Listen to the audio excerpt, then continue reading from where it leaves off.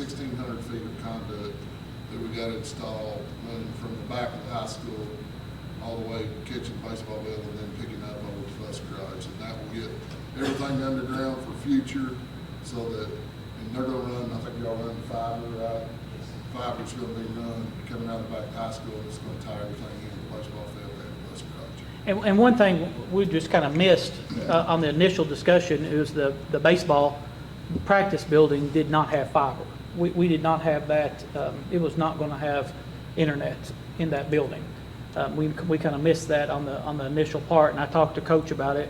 Actually, during a progress meeting, I think it was when I was getting with him, and it'd be very advantageous to him because they watch plays and they do all that. So we want them to have that access as part of that too. That this would allow all of that. Would take care of that. And would it go all the way to the football then too, or not? Well, football already has that. There's going to be, I think you're already getting wireless on the back of the, is there wireless? No, there is a feed up to the, there's a feed to the, there is already a feed included. This just picks up the existing stuff. Hadn't been included. And now it gets the bus routes, because all that used to be overhead. Yeah, and This puts everything underground. we've ran into issues with it being overhead, with trucks catching it and different things like that. But anytime you can get utilities underground, you're way ahead, and this will take care of that. Of course, this comes out of the contingency fund. It's not an additional, I mean, it's additional cost, but that's why you have to have this contingency fund as part of the project. So that still doesn't put us over the budget that we have allocated or anything like that within the project. Mr. Bell, do you have any comments or anything to add? Because you've been in every discussion with this as well. I think you covered it all. We've had several meetings about this, and Mr. Bell has met on site with the engineers several times about this. So we want to do it during the project and do it right, because we don't want to come back and put anything underground after we've done it. Now's the time to do it while we got all that grade cut down before we get anything else in there. Yep. You don't want to be digging through asphalt pavement later once you've got it laid, so now's the time to do it and get it in the ground, get it covered up. And just for future, to have that conduit is great, so. Even if we eventually in the future move the bus garage. And Yeah, that's that what wouldn't happen. yeah. That is a mess. Yeah. It's right in the middle. Any other questions for Mr. Smith? And then I think we'll approve this, and I think you're going to give an update on the project after that. Okay. So I recommend approval of the change order in the amount of $24,560.22. Is there a motion? Motion? Yeah, I'll make a motion to extend. I think we did already. Second. I'll second it. Vote. Mr. Murray? Yes. Mr. Selby? Yes. Ms. Wilson? Yes. Ms. Hickenbottom? Yes. Mr. Kazoo? Yes. And Mr. Smith is going to give an overview of the current project scope. I didn't bring any pictures tonight because it's still dirt.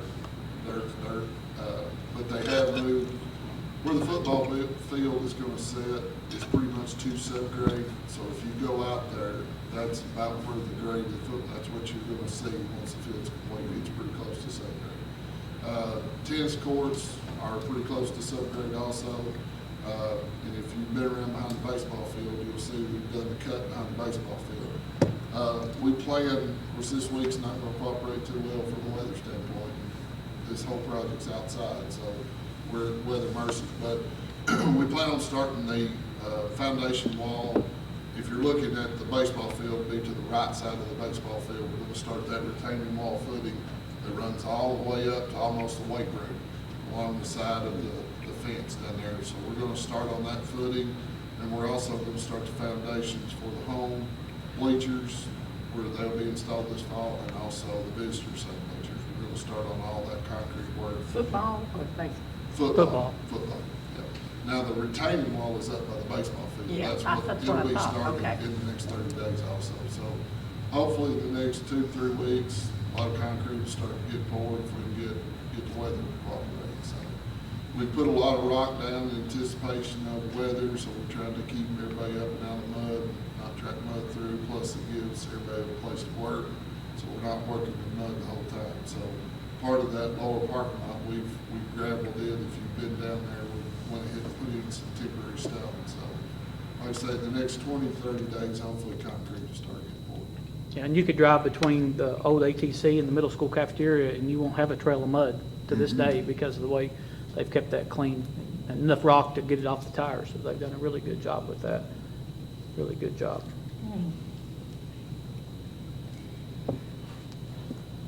Anything else, Mr. Smith?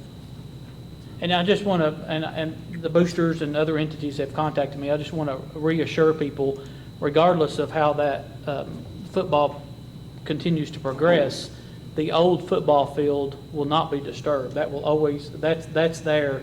You know, we'll still be able to play football here if the new field, I know people's been concerned about that, and I talked to the coach again about the other day. He just wanted to reassure his parents and guardians of his players that nothing was going to happen to that field until we knew that we're safe. Yeah. You know, so. You're not going to do anything to the baseball field till after. Okay. Yep.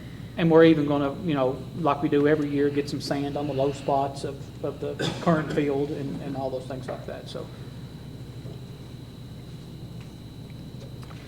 All right, All right. thank you. Next item is fiscal year 23 capital funds request. This is a request that you all see typically every year. We thought we may need some of the capital funds for the bond payment, which you would do for a project, but the way they failed this year, it actually provided us some additional flexibility with our capital funds request. Continuing for this current school year, 22-23 school year, we're allowed to request the use of the capital funds subject to the Commissioner of Education and the Kentucky Department of Education. And really, because we've passed that resolution, we're House Bill 678, we have additional flexibility with that. But we can use some excess capital funds in the amount, our request was $650,377 for the purchase of the bus. This will pay for the other bus that we had, the Clean Energy Grant. It would pay for that part. We can also use it to pay for our asphalt sealing and striping that's currently going on. If you've seen our campus at Russell Springs and Jamestown and at the board office, they've not striped it yet, but it looks phenomenal. And then for property insurance, all of that can be used for that because it's capital projects. So I recommend approval from the Board of Education to request from the Commissioner of the Kentucky Department of Education for the use of the capital funds in the amount of $650,377 for fiscal year 23 purchase of buses, asphalt sealing, striping, and property insurance. That will be a savings to the general fund with that. I'll Which make that we typically, I'm sorry. I'll make that motion. Okay. Well, second. Which I know you all see that every year. If you go. Need a vote? Mr. Murray, Yes. Mr. Selby, Yes. Ms. Wilson, Yes. Ms. Higginbotham. Yes. Mr. Kazoo. Yes. They had a custodian, you in? Next item is amendment 2023-2024 district staffing and site-based decision-making Okay, sorry. allocation policy. So over the past several years, we've been working on getting all of our custodians to 8 hours a day, 240 days. We have a change happening at Jamestown with the custodian taking another position, requesting that position go. Right now, it was just 6 hours a day, and they only had 10 additional days. So summertime, they don't have that extra work, and you can imagine what that looks like at a school. So asking to put that custodial position to 8 hours a day, 240 days. And then for the middle school, we're going to be having a retirement here that works in this building, actually, for the 6th grade classrooms. And that's just a 7-hour, 35 additional days, and asking to change that one to 8 hours, 70 days. And that will put all the middle school custodians will also be on the same schedule. I mean, not the same schedule, but the same number of hours per day and the same number of days per year. And all three of the custodians at Jamestown would be the same as then also. And then for Russell Springs Elementary School, that discretionary certified, that itinerant position, with Salem having that discretionary certified position for one, we would split that extra, that floating teacher between just Jamestown and just Russell Springs, which would give Russell Springs 2 additional tenths of that teacher. And Ms. Blankenship and Mr. Reynolds have already agreed and worked on that schedule for that. So that would change those allocations for those 3 positions. Really, really anxious, and the principals and their colleagues of the custodians really appreciate the opportunity, if the board sees fit, to to change these custodial hours. You can imagine the demands of the school, and for just these positions, that's not a great impact, but, you know, to the salary schedule or to the bottom line. So really appreciate this opportunity if you all would agree to that. So I recommend approval of these amended 23-24 district staffing and SBDM allocation policy as presented. I'll make that motion. Is there a second? I'll second. Vote? Mr. Murray, Yes. Mr. Selby, Yes. Ms. Wilson. Yes. Ms. Higginbotham. Yes. Mr. Kazuk. Yes.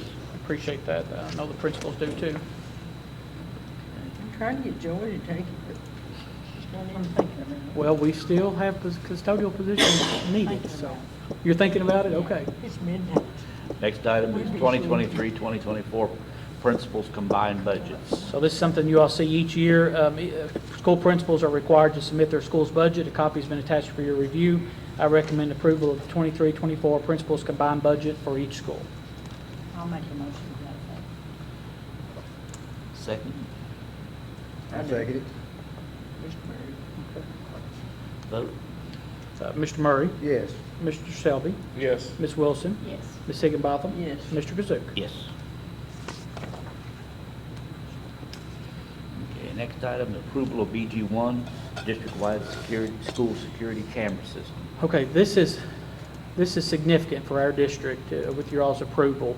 Mr. Bell and Mr. Greider's kind of been working on this. We got the initial quote back in September of 2022. And then I think I mentioned in a few school board meetings before that the Kentucky Department of Education has given us tentative approval to use our ARP funds to purchase this camera system. So attached is the BG1. We still have to do, I know we're not building something, but anytime you use ARP funds or the stimulus funds, the ESSER 3 funds for a project such as this, it does trigger a BG1. And also because it's on our district facility plan that we would at some point desire and implement a district-wide school security system. So like as I noted, we've got permission to use the American Rescue Plan funds to do that. It's a total cost of $385,191.62. That's product and installation. All the camera quotes are attached for the different locations along with the BG1. ADT Commercial is on a state-approved price contract with the KPC or the Kentucky Purchasing Cooperative. I think Mr. Bell's going to go make a few comments on the tech side. We've had some webinars, and they've been on site of working with ADT, and then Mr. Greider can attest to just the security need for the camera system. So whoever wants to talk first and how it would work, Mr. Bell, IP and things like that. Each camera will have its own IP address or internet protocol address. That way it's on our network, across our network, really Mr. Ford or Mr. Greider can use their phone to get on it. There's different types of cameras, of course, that some are, say, in the center of the room, they can see the entire area of it. And Think lobby, think cafeteria, Yeah. those high traffic The hot areas. areas over here that need to zoom in, you just pick that part out, zoom into it. And of course, it'll be at every school, and we can, with the software, give rights to, say, Jamestown, its Blankenship can only see her cameras. Salem can only see their cameras. Mr. Ford, Mr. Greider, whoever we give access to, can see the entire district. Whenever they're look at them at any given time. Of course, it records back to whatever, however many days we decide to do it, 30 days, 15, whatever. But yeah, we don't have that now. We don't have the capability now. So, One thing they ask about privacy areas like restrooms and things like that, locker rooms and restrooms will be no camera. If you all want to mention what you all did when you walked around with the gentleman with our floor plans to make certain problem areas or just coverage, it was very intense. You all spent a lot of time with Mr. Shipley. I know you did. A long day. Yeah. But he was really great to work with. And he seen that need after we showed him our system and stuff. And we've got some cameras, but they're doing. Not at all the schools. Not all, sure. Right. What we do have, they're just doing all they're going to, they're not bad, but they're not good, nowhere close to good for technology. And he started showing us those things, of course. I was in oohs and ahs. I was like, really? So you can do this. You can go to this area and out on this. This is inside and outside. So, and some of that was, we was asking about if there was a sports event or some type of graduation or just a community event, they've used our school. And even as parking, sometimes I get a lot of phone calls at night saying, well, I was up there and whatever event was going on, whether it's school related or they just use the parking lot, they'll say, can you, somebody hit my car and I can remember parking by such and such vehicle, I can tell you where I was at. I can't get enough detail to help them out other than just, especially if it's daylight and dark. And that was a big factor for us, the nighttime versus our daytime cameras. And then we talked about also inside of our, like, when he's talking about a hot spot, students are pretty, middle school and high school age, pretty sharp, probably about 5 years ahead of me. That's how sharp they are. But they know what areas that they can utilize or propose a thread or do something. So when we go back, when it's brought to our attention, we go back to look at that. It's horrible that we can't help sometimes because I don't have it. And sometimes in the court size, you have to have that burden of proof, and we don't have that. And then our camera only go back so many days. And if I don't get it pretty quickly, so we've even went, we have an area in the hallway, the principals, administrators at some of the schools have even bought some type of a generic GoPro. It gives us a 24-hour period, but it gives us if it happens that day, we get knowledge that day, we can go back and pick that up. This right here, you can go back, set it to a time frame or whatever the incident occurred. And there's times when Mr. Bell and I, when I go through, we have to watch the whole thing. It's time consuming. It'll take time to get to where it's going. But this one, you can pinpoint it down. But the students know that we don't have a whole lot of areas. And they utilize that sometimes if they're going to compose a situation. And a really good camera system, I want it to be more so preventative It's not good. than it is just to catch somebody, you know, Yes. that said, okay, I'm not going to go. It helps us to determine who the aggressor is. Yeah. Or what happened. It also gives you, if it goes further, it gives us something that a victim could be working with. Yeah. It's A secretary can sit at their desk in the front office and, you know, they'll loop the exterior cameras and they'll wonder, well, there's somebody at door number 10. That's what you showed. you know. And I was in News and Oz because they don't have that. So we call them our gatekeepers, and they get trained every summer. They know Thank you. if there's been a court situation, and they may not know if someone comes to the door, if they come to a different door. And that's looping through beside it, sitting there. And they, just like you said, if they see something, if somebody's just beating on that door, they're going to say, Mr. Driver, somebody's at door 7. Don't look like they're too happy. Yep. But they caught it that quick. And it's that preventative that Mr. Ford's talking about. Gives us, it's that buying time. It gives us that time to get there. I really like that feature because he specified, I could set those ladies up front, and they can be a big set of eyes. I've talked to both Rockcastle County and Barron County because they, most recently, they're customers of ADT Commercial with the same type of what we were getting, and they could Same not. software. Yeah, same software. They could not talk enough good about it. And our system's just old. Yeah. I'm on my 23rd, 24th year, and it's been the same system, and we've been blessed. Yeah. We've made it through a lot of scenarios and a lot of things, but it's just doing all it's going to do. That's it. That's what he told us. He said, you ain't got much. It's kind of one of those things where you don't change it. You got to change it every time. And I want to get some, if you all approve this and we purchase this, I want to get some signage for, like if you're driving around Walmart parking lot, you'll see a sign that says, I see Mr. Selby shaking his head, hey, you're under surveillance. Yeah, You know, right. That's right, smile, you're on camera. Great deterrent. That's a better deterrent than anything. That's it. Yeah, I was there to make Chris come in. Chris, if you're going to do a proposal threat, he's not. You're going to propose a threat in this room, where would you go? He already knows where to go. He's going to go behind the wall because the cameras, this camera will, how it showed us that goes in that room, it breaks it up and it'll take you right where you need to go. And I think, wow, it's kind of scary. But they're not, like, we'll go back to Ms. Joy's question, they're not locker rooms, restrooms, classrooms where we want to respect privacy and confidentiality. Which I know sometimes you probably need to have them in the restrooms and stuff. Yeah. You know, We don't but- challenge that yeah. because we normally put warm bodies close to the door. But what that does give resource officers, administrators, they can know who went in and what time they came Should have one out. at the door, anybody You went know, in, yeah. hey, what was Michael Ford doing in there? Right, for 20 minutes? you don't have one catch him back one in. We do have a lot of, we have some, they kind of destroy some of our property sometimes, but those get, if we can determine who's done it, who's openly admitted those things, we can kind of, give the taxpayers a little relief on that. We kind of run through the system a little bit, but they do, but we can tell who's been in and out. We had an outside basketball goal at Jamestown there, just took the big rocks and just destroyed it as of late. And you know, those types of stuff, I think will be prevented. Yeah. But mainly school security, I mean, that's what we're And after. even our compliance officer, sometimes when he comes and we do when he comes unannounced and does other things, everything that as a safe schools coordinator, they send me, coming through the Center for Safe Schools safety aspect, at the bottom, it always says, recommendations, cameras, locking doors, cameras, and that's their recommendation at the bottom every time the board sees that.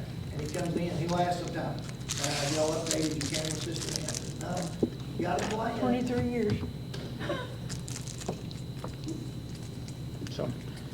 So the process would be your all's approval, I submit the BG1 to the state, and they approve it, they already told us that we would, and we already have it in our ARP plan, and then we could move forward for it. But it is not something that they would start on installing next week. I'm going to be transparent about that. They're very booked right now. We was and we had talked about the price when we was going through it, when he was telling us what all it would do, and I told Chris, I said. Oh, it's a lot cheaper than what I thought it was We'll never be able to afford this, and we shot way past it, and whenever he came back with the quote, we was kind of like, wow, never dreamed about it coming back the other way. He was kept thinking, because it stayed as long. And this is something faculty and staff, after some of the school safety events that's happened, you know, Nashville and different things, I've got emails and saying, hey, you know, we really need a comprehensive I get system. those quite often Yeah. about, are we doing anything as far as, we know we're locking doors, but we're doing anything extra? Because our staff, when they see the news just like you and I do, and they're sitting behind the door, 30 students that, even though they're not biologically theirs, they took them on. They're concerned that, we get a lot of staff questions about the safety concerns. We'll do something tonight.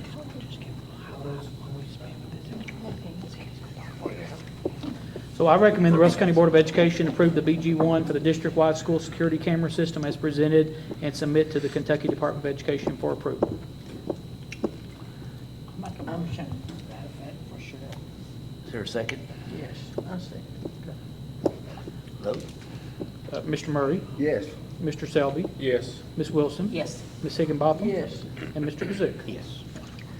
Thank you. I want to send an email to staff tonight that we're doing One that. smart student. Yes.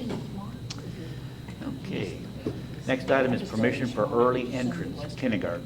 So we have one student who has met all the criteria for early enrollment in kindergarten. This changed several years ago. If they meet the criteria, they can go ahead and enroll, even though they haven't met that minimum age yet. So pending Russell County Board of Education approval, the student will be enrolled at Salem Elementary School.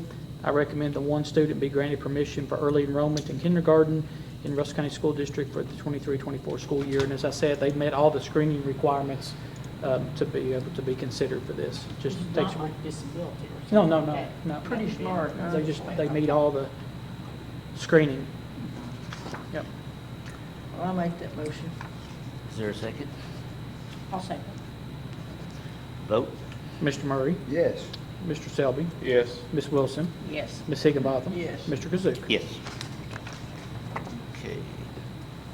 Next item, contracts and memorandum of agreements. Some of these things you all have seen for a number of years, but we are going to talk some details. The following memorandums, contracts of agreements are attached.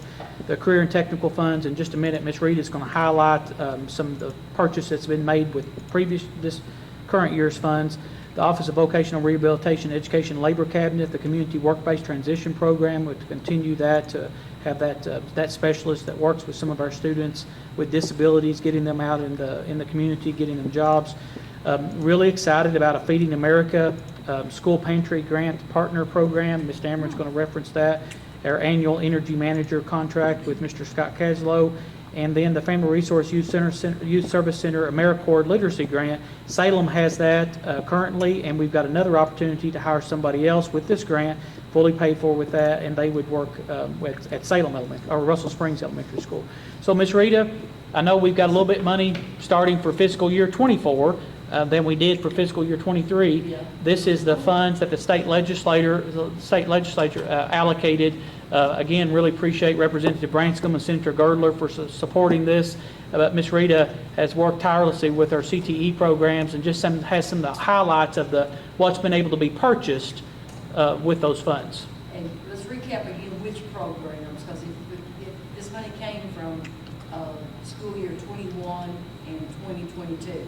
So the ag department, of course, engineering, mechanical engineering, computer science, and business and marketing, which we concentrate on the marketing side, and the JROTC. What this is, we've added the new program of in education and training, which is teaching and learning, but that wasn't established when we got these funds, so we were not able to use it for them this time. Right. The biggest difference of this amount of money has granted was for students to spend it on student registration, student lodging. We didn't get into meals because we did not know, Ms. Carnes and I discussed that. We didn't even know how we could even handle that down the board, but this has been a big task just to cover lodging, student expenses just based on that. But that has been lots and lots of money spent that students that would have taken it out of club money. And then another thing to keep in mind, we went to a lot of national conferences that we would have never got to go to because they flew, traveled, cars when they got there, lodging. So that's been a big significant factor of this money. And I've been aware of everything. Carol's helped me with lots of the bookings of the rooms. I appreciate that because that's very time consuming. Even student awards and plaques. We can even do that this time with this pool of money. So there, just for Transportation. there's a matrix, a funding matrix Yes. that says yes. I mean, it's pages long. It says yes, you can purchase this. No, Yes, you can do this, and can't. so we have to Right. reference that on All when we the use that time, and I fund. still referencing, the student transportation paying the expense for the students to travel to the golf house. Yeah. Before, the clubs had to fund this, or Fund One had to pay for that.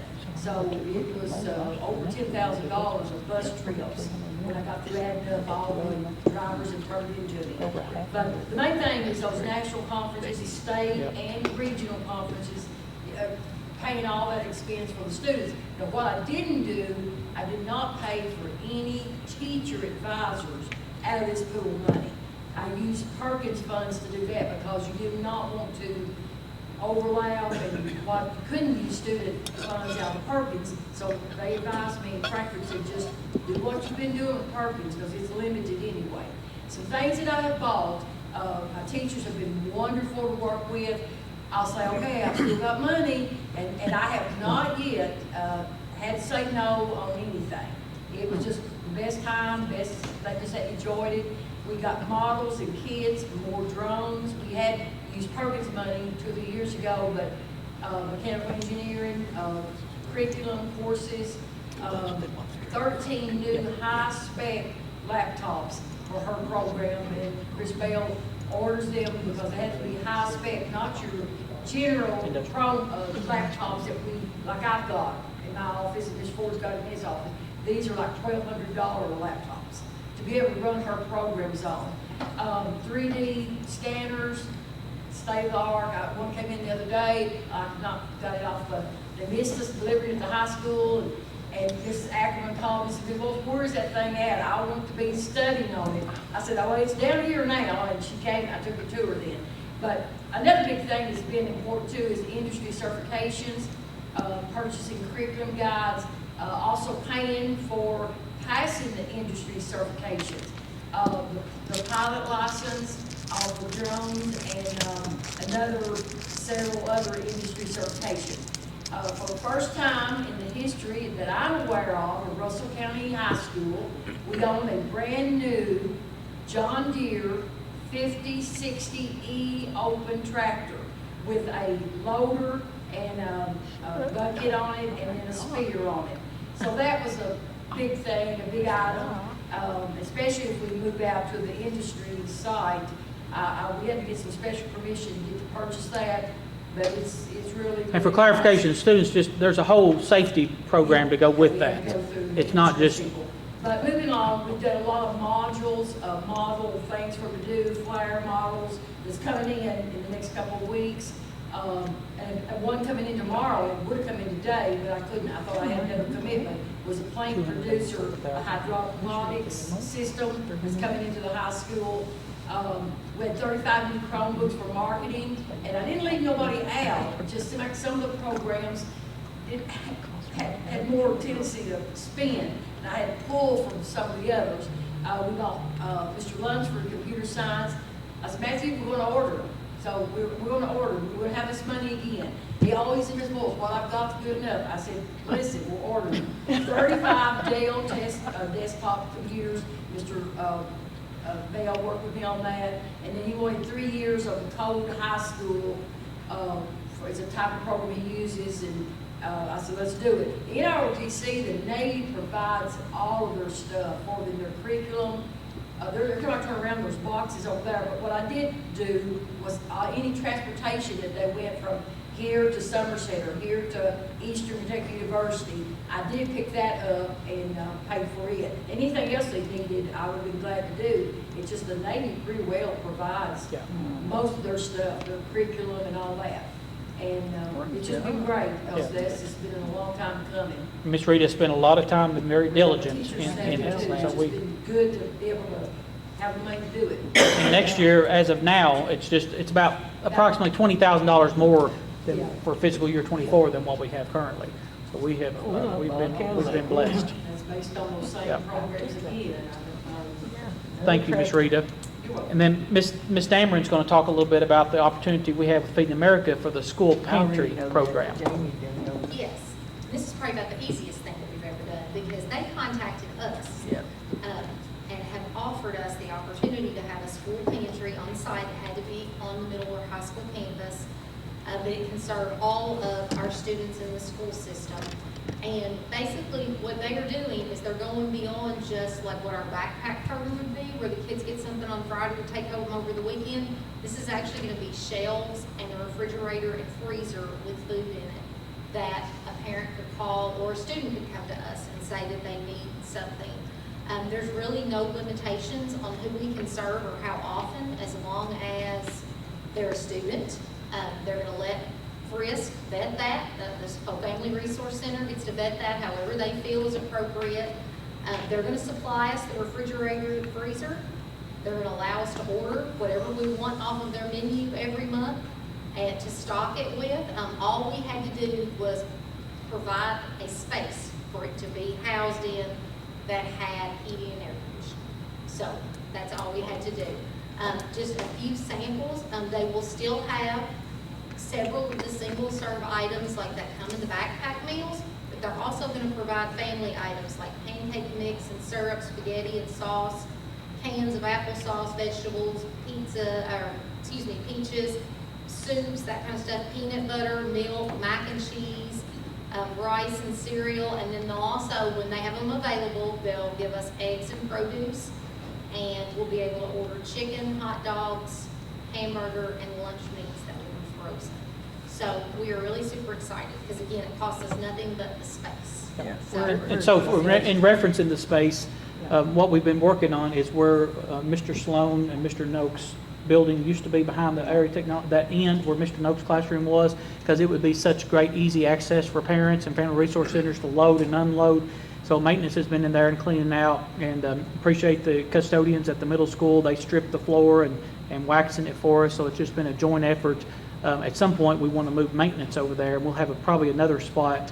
We'll move it again once the ATC is remodeled. But for now, that's going to be a great spot. It's got heating and cooling in it, and we'll be ready to go. They have to do a site visit next month to check the space, and then we should be ready to go in August for our families. Yeah. Jamie told me that they called contact. We really appreciate that opportunity. Thank you, Ms. Dameron. Thank you, Ms. Rita, again. So I recommend approval of the contracts and/or memorandums of agreements that's been approved by the board attorney. Make a motion to that effect. Is there a I'll second? I'll second. Vote? Mr. Murray, Yes. Mr. Selby, Yes. Ms. Wilson, Yes. Ms. Higginbotham. Yes. Mr. Kazoo. Yes. Okay, next item, Fidelity Performance Bonds of Treasury. Okay, again, a lot of routine business tonight, and this is always one of them. Fidelity Performance Bonds of Treasurer for KRS 160.560 and Regulation 702 KR 3:080. It is the duty of each local Board of Education to bond its treasurer and the other school employee who is responsible for Board of Education funds. The bonds are attached for your review, so I recommend approval of the performance bonds for the 23-24 school year. I make that a motion. Is there a second? I'll second it. Vote? Mr. Murray, Yes. Mr. Selby, Yes. Ms. Wilson, Yes. Ms. Higginbotham. Yes. Mr. Kazoo. Yes. Next item is renewal of property, general liability, and fleet insurance. Pouring the rain, isn't it? It's pouring the rain again, isn't it? Yep. Yeah.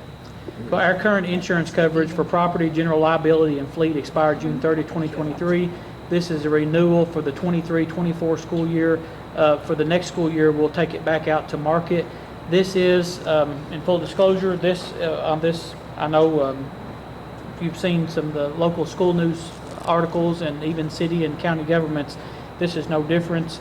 This is about close to $100,000 more than it was last school year, with the bulk of that being due with Kentucky Department of Education building assessments and what it would cost if something horrific happened to a school and you had to rebuild that, and then with claims in addition to that.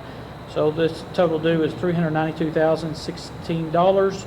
It includes a lot of different things, of course, the general liability, earthquake, all those types of things, employee benefits liability, the violent event response coverage. We hate to think about that, but if we were to have a horrific event, school type of security event, there's coverage for that. There's coverage for data compromise with coverage for cyber coverage, sexual misconduct, school leaders, errors and omissions, law enforcement, and then our auto liability, underinsured, uninsured, personal protection, comprehensive and collision, and then our general umbrella coverage. So again, that's about $100,000 more than it was last year. I know we'll talk about workers' comp for a little in here in just a minute. Thankfully, that does offset a little bit with our workers' comp is significantly lower this year than it was the previous year, so it did help with that. But with the cost of buildings, and if something were to happen to one of our buildings and we had to replace it, it cost a lot more now than what it did when we built it. And See, they KDE know does they- those assessments. They know they have you because you have to have it. So I recommend the Russell County Board of Education renew our policy with Liberty Mutual from McKinney & Blair and Grider Insurance with liability and fleet coverage for the 23-24 school year. I'll make a motion to that effect.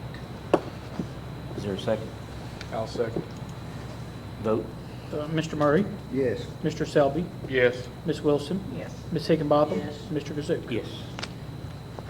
Okay, next item is workers' compensation for school year 2023-2024. So the Houston's Industry Group currently holds this with KEMI. It's Kentucky Employers Mutual Insurance for workers' comp for 23-24 school year with an estimated premium of $68,297.23.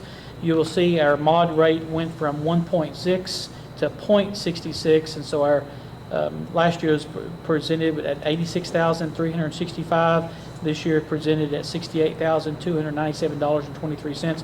I say presented because it's never finalized until they get that final quote of the number of employees and the positions that they're in to have the coverage.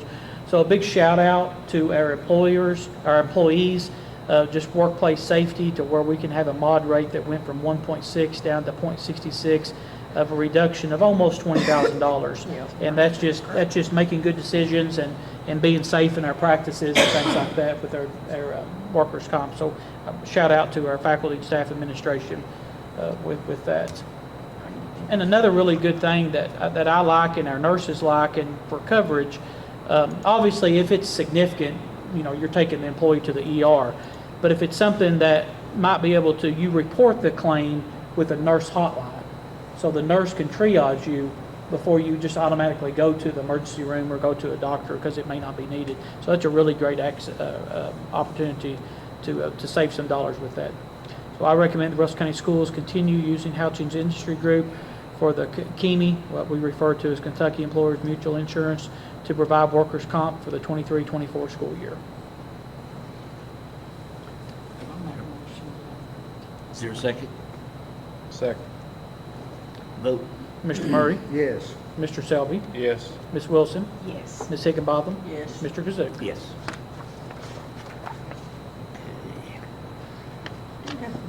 Next item is 2023-2024 district funding assurances.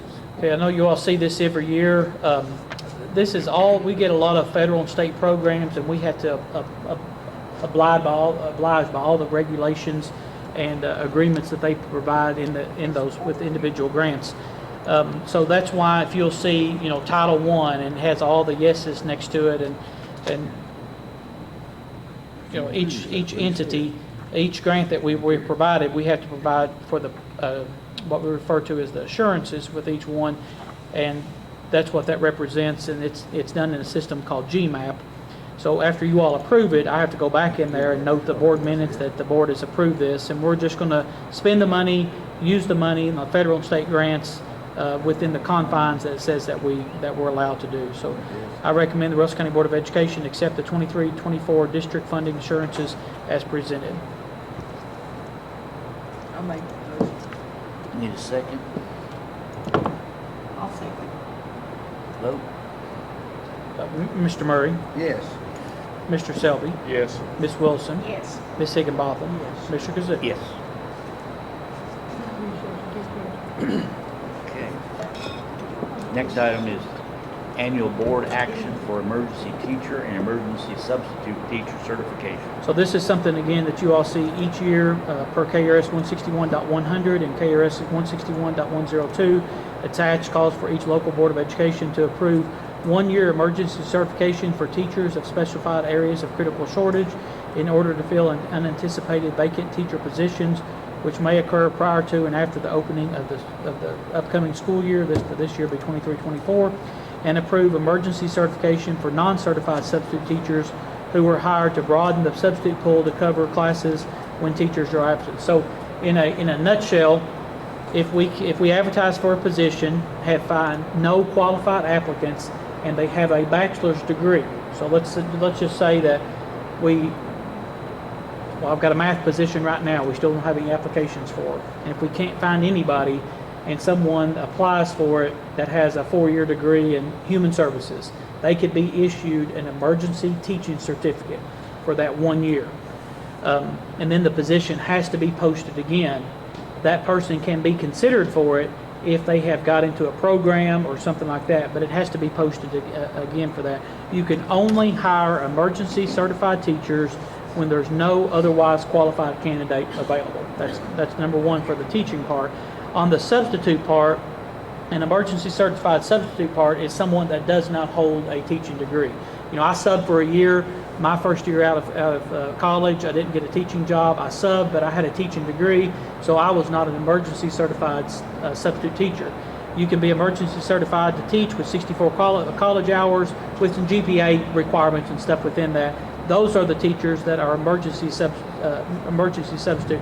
We could not function in our school system, could we, Ms. Rita, without emergency certified substitute teachers? Because, there's just not enough retired teachers or teachers out there to fill those vacancies.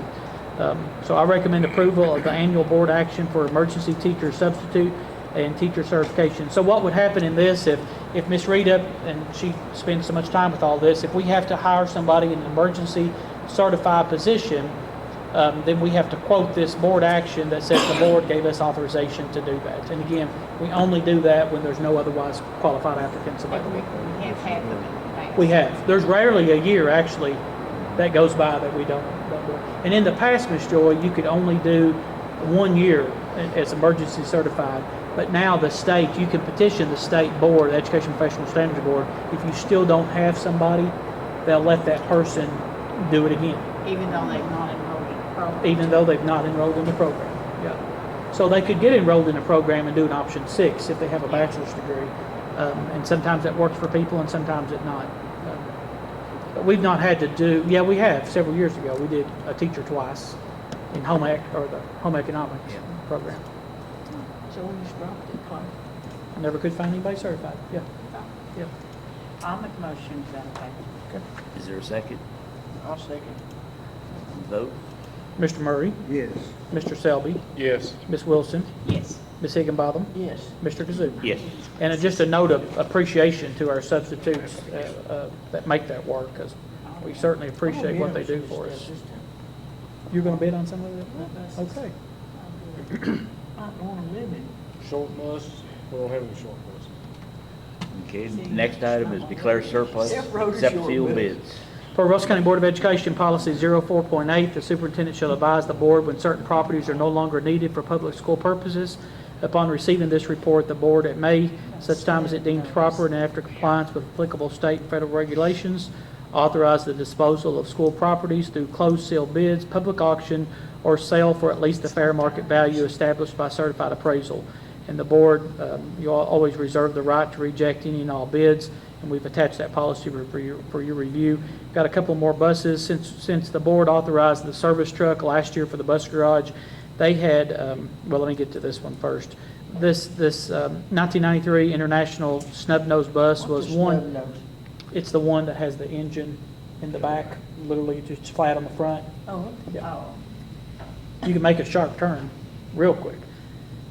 that's what I need. A little different to drive them too, aren't they, Mr. Grider? They're tricky. Yeah. We at one point was going to try to make this into a traveling gifted and talented bus. It's old and that never did come to fruition. And we don't need it. There's no seats on the bus, but it is still operational. Well, they get tired of standing up. No, we were going to have seats and things like that and take it to the schools. Yeah. Hard table chairs. Yeah. And then the other one was, it was originally a handicap bus platform, but they had modified it and made it into a service truck. They had our air compressors and tire changer, all that on that bus before the board last year we got that service truck. So it still runs and drives as well. It's got good tires on it. But again, it was taken out of service last year due to purchase of a new replacement truck. So I recommend the Russell County Board of Education declare the attached list as surplus property, authorize superintendent forward or his designee to advertise for sealed bids with the option to reject any and all bids. So the timeline wouldn't work for us to bring that to you for the June 30th meeting, so I would look that we would have the bids to you at the July school board meeting. I'll make that motion to that effect. Is there a second? I'll second it. Vote? Mr. Murray, Yes. Mr. Selby, Yes. Ms. Wilson, Yes. Ms. Higginbotham, Yes. Mr. Kazoo. Yes. How much you bidding, Jerry? It's a sealed bid. He's not going to tell you what he's going to Can't tell bid. you I'm gonna everything. bet $1 more than him. She said she bid $1 more than you. But it's sealed bid. You'll get it. You'll get it. I don't know if that'd work or not. I tried that once and I didn't get it. I know what you I up put in. $1 more than the high bid and it throw it away. Next item is out-of-state and/or overnight trips. So the June 17th to the 24th, and they got to progress and go on with this because it's a continuation from what they had started with on the program. So again, just really a good successful year for our bass fishing team to participate in the national championship and the world finals. They have also sent a proposal for our middle school group of, there are 3 groups that get to go on to national competition. 2 of those groups are our middle school, and so they would like some financial assistance that I'll bring to you all at the June 30th meeting. Did That this trip team is get in any July. money? I think they were going to take care of it. They were going on with the championships with that. So I recommend approval of the out-of-state and/or overnight trip. 19. I'll make a motion to that effect. I Second. second it. Vote? Mr. Murray, Yes. Mr. Selby, Yes. Ms. Wilson, Yes. Ms. Higginbotham, Yes. Mr. Kazoo. Yes. Okay, next item is 2023 Russell County Schools Policies and Procedures Updates, first reading. So these are provided each year by the Kentucky School Board Association. For most of them are a result of court cases or in the state or nation, legislative new laws that's went into effect and new regulations, and then sometimes the district has one initiated. This will be the first reading. Ms. Dameron will provide some highlights. There's no formal action that needs to be taken at this time, and at the subsequent meeting, June 30th meeting, we'll bring it to you for a second reading. Ms. Dameron? So you have them in your packet, and then I have the binder here, but I think the best way, it seems like the last couple of years, the best way to do it is we kind of lumped them together and talked about kind of categories. So, there are a few, minor legal changes surrounding just the employment process and getting to that point of being an employee. There are several policies around the availability and use of AEDs or automatic external defibrillators. One of the things that, and, I feel like we say this a lot, but it really is true. Sometimes we're ahead of the game in Russell County because we take best practices and what we've been told is the right thing to do for our students, and we are already doing it. So there's very few things other than just shoring up just a few, making sure we've got a few more people trained and some of those things that we'll have to do to actually get this in But we've had practice. AEDs in our schools Yes. and traveled with athletics Yes, for more, years. and even now, we're going to have, some of the language says as funds are available, and we've already got them even in some of those places. So we really are ahead of the game there. House Bill 319 took away the legal requirement for a sworn statement if employees take sick or personal leave, so there's an update in there for that.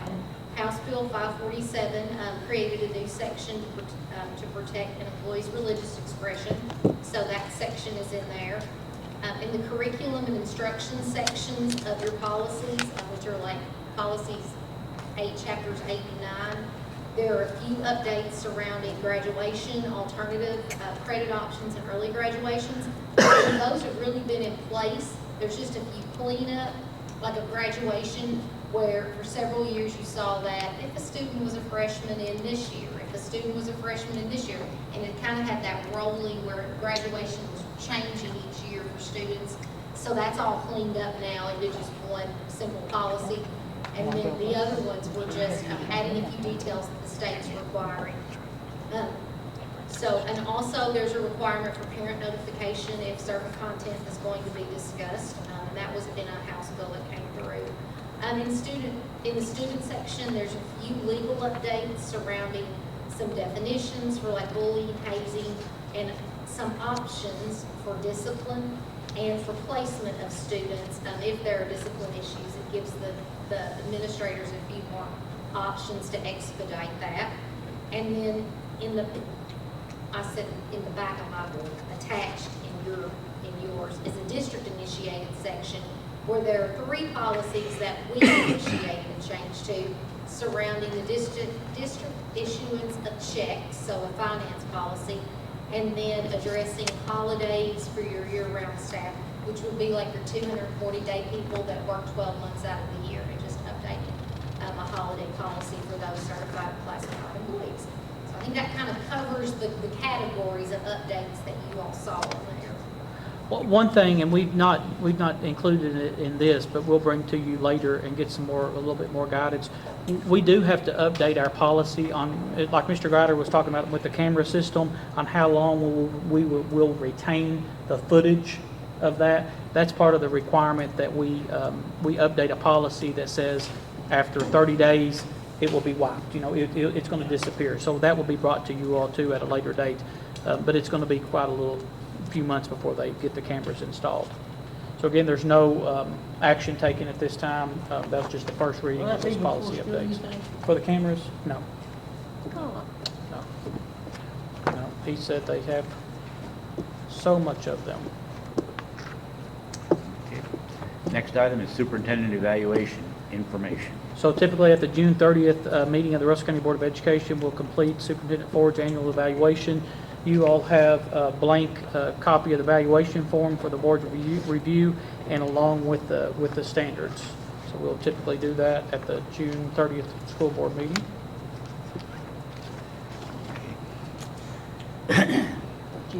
Next item on the agenda is personnel reports. Ms. Janet Stearns retiring at 7/1/23 for Central Office Administrative Assistant. Jeannie Hall retiring, she was an instructional assistant at Jamestown, 7/1/23. Sean Stevens hired as Jamestown Elementary School P5 teacher. Addison Owens hired Jamestown Elementary School P5 teacher. Elizabeth Helm hired Russell Springs Elementary School 5th grade social studies teacher. Sheila Huff hired Russell Springs Elementary School 5th grade teacher. Chloe Bertram hired Russell Springs Elementary School preschool position. David Williams resigned as Russell Springs special education teacher because he got hired, or special education assistant, because he got hired as a special education teacher at Russell County Middle School. Hannah Mitchell resigned as Salem Elementary School instructional assistant. Sarah Shear moved to the Salem Elementary School teacher. Josh Root hired as the Salem Elementary School instructional assistant. Laura Schumann resigned as Russell County Middle School 6th grade ELA teacher. Cassandra Melton hired Russell County Middle School science teacher. Alexandra Santabanez hired Russell County Middle School ELA teacher. Lucas Balt hired Russell County Middle School math teacher. Then, as I mentioned, David Williams, he's hired as Russell County Middle School special education teacher. Scott Boring hired Russell County Middle School head football coach. Brian Fudge hired Russell County Middle School assistant football coach. Debbie Lloyd Wilson hired Russell County Middle School head girls basketball coach. Jedediah Webb resigned, Russell County Middle School assistant football coach. Christian Naylor resigned, Russell County Middle School 6th grade assistant girls basketball coach. Josh Adams hired, Russell County Middle School assistant football coach. Victoria Uten retiring 9/1/23, Russell County High School administrative assistant. Charlie Anderson retiring 8/1/23, the high school alternative school teacher and Laker Boys golf coach. Haley Blevins hired, Russell County High School cook cashier. Brittany McCormick hired, Russell County Middle School cook cashier. Alicia Withers resigned, full-time cook cashier, but she's asked to stay on the sub list, so she's still going to provide as a sub. Sheila Lloyd retiring 7/31/23 as Jamestown Elementary School cook and cashier. Jarrett Hills hired full-time cook cashier. Susan Walters transferred to the itinerant position at Russell Springs and Jamestown. And Dawson Bradshaw has been hired as the student worker that you all approved for the district IT position. I mean, we still have several positions, not as many as we did, as you can see, but we still got several positions, don't we, Ms. Rita, on the board left to fill for this upcoming school year, including several coaches and some custodians and still some food service workers and a few teaching positions that are still left vacant at this time too. You don't want to be a cook? No, it's hard work. It is hard work. They're all hard work. I don't want nothing that's hard. Next item is public comments. Well, I've been gone for a while, so I'll have a few questions. My understanding, last school year, attendance was a problem, more so than previous years. How did that impact, if any, our funding? It did significantly. Yeah, it did significantly. And we never did reach that threshold, Mr. Onion, to where we would call off because of flu and things like that. Some school districts did. But we had a lot of sickness in the district that would just never did max out to that point that we called off. But just all throughout the year. Still had COVID. But then we had rounds of the stomach bug and strep throat and flu. But it does because we're funded on the average daily attendance instead of on membership. So there is a lot of talk on updating that with the legislature to where districts may be funded on that membership versus on that average daily attendance. But it did, that is what contributed pretty significantly to our over $800,000 less in SEEK for the fiscal year 24. Yeah.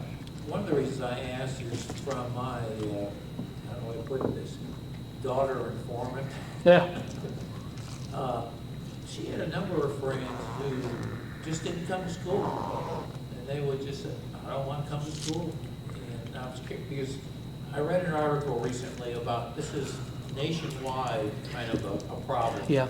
Is that. Yeah. We're not alone in that. That's right. Okay. Yeah. You talked about security. When locked doors are open, does somebody get an alert that somebody, people, having been on shift, sometimes they just not even thinking they'll go out through X or something when they really shouldn't, because, Yeah.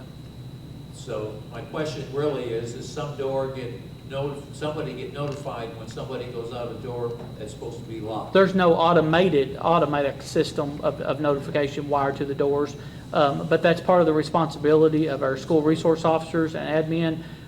And then I'm included on so if Mr. Greider is going around checking the doors and he finds Michael Ford's classroom doors unlocked, I'm going to be included on that email that he found my classroom door unlocked, or this exterior door was unlocked today. And the resource officers send that to the principals, and then they send that to I get that notification as well. And that's just part of, beefing up compliance and checking compliance. We are starting to, sooner rather than later, like starting some rekeying of some of our schools. We're going to start at the high school on exterior keys and the proximity cards. And so you don't need a key. If you're an employee, you can use your card, and you've seen those ID cards or those pass cards where you just put it up there and it unlocks the door, versus having to have a key that can get lost or somebody get and things like that. So we'll have There that. won't be as many people have them, would No, No. man, them doors should be locked in. Should those excess doors be locked anyway there? They are. Well, shouldn't there be a notice, alarm if that door come open? Well, there's no alarm I mean, on the doors. you'd think that with a security system that big, it would be a You mean when light they beep get- up or something showing door so-and-so's just open. I mean, Well, I asked the question because, and I forget which school, one of our There are systems available such as that, Mr. yeah, I Murray. know, I mean, Yeah. you see it on lot, I mean, One of our You don't watch it too gun much. problems in one school was because the door was open that's supposed to be locked. Right. And it didn't shut properly. Right. And nobody, Well, it before was anybody just- did anything, it was too late. Yeah. So, anyway.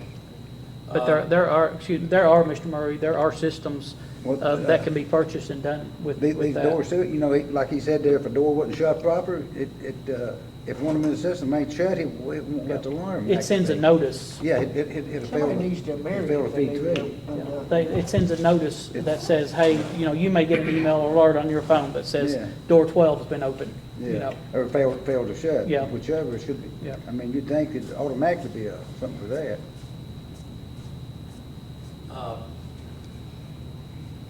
In my time walking around wherever I'm just nosing because I'm retired, I've had a lot of kids who have gone through the high school ROTC program, who really has spoken really highly of the impact it had on them and how much they enjoyed it. And Mr. Ford, you had sent out an email here not that long ago that we no longer had a ROTC instructor. Has that billet been filled? Or? We went for over a year with just one, and we had a sub. We're fully staffed right now. Okay. But one of, Commander has given his notice of retirement. He's going back home to North or South Carolina. But he's not left us yet. We're actively posting and searching and working with the Navy in replacement You of that. interested? Miss Brenda asked you if you're interested in that. I'm retired. I've been retired for 30 years, so. Yeah, but it is a great program for our students. It It is a great program. It sure is. And part of when we get to that point that I'll be bringing to the board, part of the renovations of the old ATC is to bring that program up with their specs. They'll have their air rifle range, they'll have their armory, they'll have their appropriate classroom space, and that's all part of that. So it does a lot for a lot of kids, it sure Yeah, does. and our papers periodically, publish nice articles Yeah. about Yeah. kids who. They have their annual ball in the spring. Okay, the last thing here is, I apologize, but one of the new regulations, or the way it was written, the way I understood it was being said, is the fact that teachers have to notify parents if certain content is going to be discussed. Is there a list of the type of content that applies to? Do you have that handy right there, Ms. It's Stanley? it's a very specific one. Just a Yeah, second, it is. I'll It's tell not, you. it's not just It's- general It conversations. wasn't general conversation, and it wasn't, I apologize, it wasn't that teachers notify, it was that the school notifies if there's going to be a certain curriculum program like human sexuality. So Just They're that? That's the just- only- It's very specific to human sexuality, Yeah. yes. Yes. Okay, I'm done for the day. I do want to note that on June 30th, we have another board meeting. It's not a special one. It's always on our schedule. It is at noon, and we just try to close out the fiscal year. There's outstanding checks and things that come in.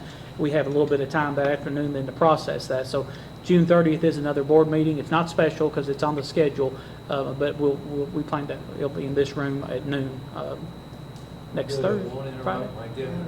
Yeah, you could eat lunch, Miss Rita. You could eat lunch and then still come on to the meeting. Yeah. Anybody else? That's a PowerPoint. Do we have, I'm gonna be the butt. How's No that? I'm used to that. We've got more surplus vehicles that we need to get rid of. One in particular. The one you drive, one you drive. Oh, I wanna be the butt. We have a cheering section out there. So how do we need to go about replacing that vehicle? I'll put you on the spot there. Well, I appreciate that, Mr. Selby, but it's all right now. It is not, it falls apart. It's not all right. He drove his old car many years, and when he would get ready to take a trip, he'd tell me, so Mama, stop, get me 2 quarts of oil before you would take his old car.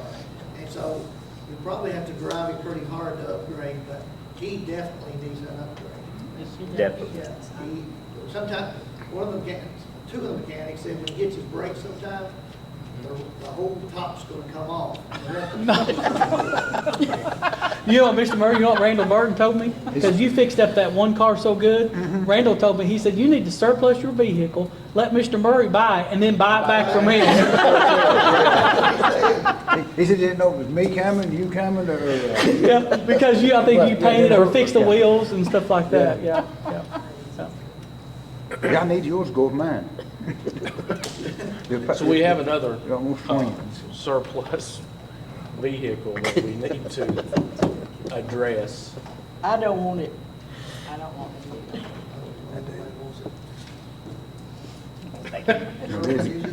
Definitely need to find you a vehicle. I appreciate that, but Well, I mean, But- it just needs to be done. And we can, Do we need to make a motion or something? let me look and see what's Exactly, it's been a year on here. out there on some of the state lists at the state that they have vehicles, and I'll have some options to bring back to you. By the 30th. By the 30th. I don't know. I mean, sometimes, oh, have you looked lately? I mean, we can get We're state gonna have to go to contract. Don Franklin's. Well, I'll look, and I appreciate that. Thank you, want Mr. some Selby. action. And I know a lot of times he does a lot of meetings and trainings, and he represents the Russell County School District. Right. He does. And I think that, he would never ask, he would drive her till she No. goes and have somebody pick him up if it broke down, but he does represent at a lot of meetings. And it sounds like a freight train. He's quiet. That's all I got. Well, I thank you, Mr. Selby. I do appreciate that. That's all I got.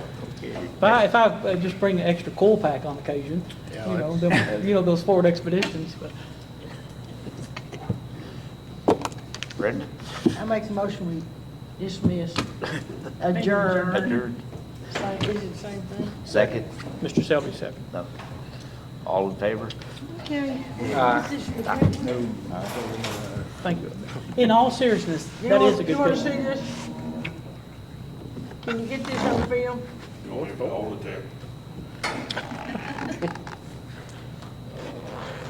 How do you put that? How do you put that? Oh, I'm sorry.